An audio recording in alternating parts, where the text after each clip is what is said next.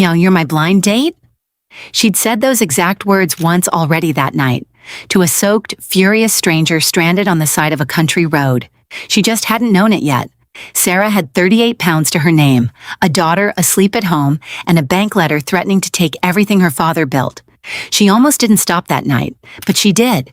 And an hour later, sitting across from the blind date she'd already planned to walk out on, she looked up and realized she'd already met the man who was about to change everything. Rain hit the tin roof of Whitmore Auto Repairs like gravel thrown by an angry fist.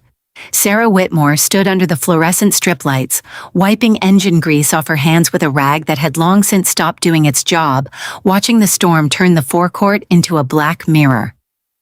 6:45. 1 hour and 15 minutes stood between her and a dinner she'd have paid good money to avoid, if she'd had any good money to spare. She hated blind dates the way she hated stripped bolts. Not out of principle, but out of hard-earned experience. 3 years ago, her husband had walked out on a Tuesday morning, leaving behind an empty side of the wardrobe, a stack of unpaid bills, and a 6-year-old daughter who still asked some nights if Daddy was coming back for her birthday. Sarah had kept the garage alive out of sheer bloody-mindedness, teaching herself to rebuild gearboxes from grainy tutorial videos at midnight, long after Lily had fallen asleep clutching a stuffed rabbit with one eye missing. Most nights she barely had the energy to think about anything beyond the next invoice, the next school run, the next small crisis that came with running a business and raising a child almost entirely alone. Her father had built this garage with 400 pounds and a rented lockup in 1987, and there were still afternoons Sarah swore she could smell his aftershave lingering somewhere between the tool cabinets, as if he were still standing over her shoulder, correcting her torque settings. Her sister Meg had been relentless for weeks. "You cannot spend your whole life married to spark plugs, Sarah. His name's James, some kind of consultant, successful, smart Aurelio's, 7:30. Please, just this once." Aurelio's, glass-fronted white tablecloths, a wine list thicker than her mortgage statement. Sarah had 38 pounds to her name until Friday, and an overdraft that made her chest tighten every time her phone buzzed with a bank notification. She was locking the side door, keys biting into her cold fingers, when the babysitter texted, "Running late. Could Sarah swing by with dinner money on her way into town?" She grabbed her jacket and took the back road through Fallowfield, past the old cricket ground, to shave 10 minutes off the drive. It was a decision that would quietly rearrange the rest of her life, though she had no way of knowing that yet.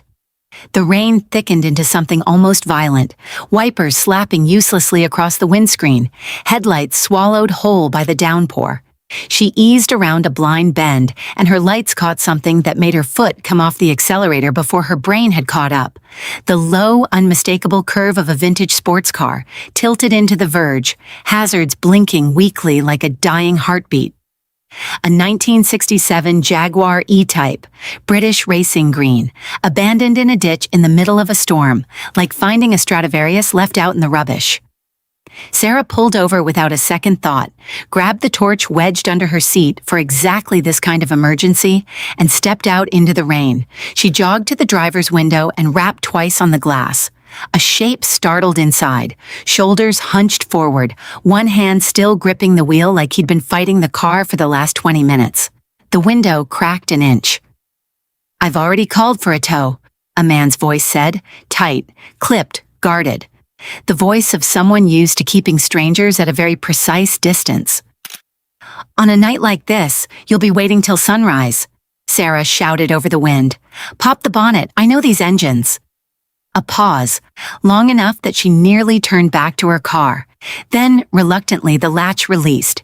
She lifted the long bonnet and swept her torch across the engine bay, spotting it immediately, a pale, chalky residue creeping along the ignition leads.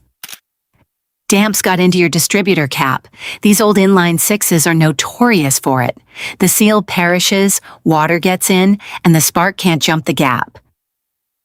She glanced sideways as he climbed out, unfolding an umbrella from the passenger seat over both their heads without being asked, a small, automatic kindness that surprised her. "I can dry it out enough to get you moving. It won't be pretty, but it'll get you where you're going." He watched her hands work. Quick, sure, entirely unbothered by the rain running down the back of her collar with a kind of stunned fascination.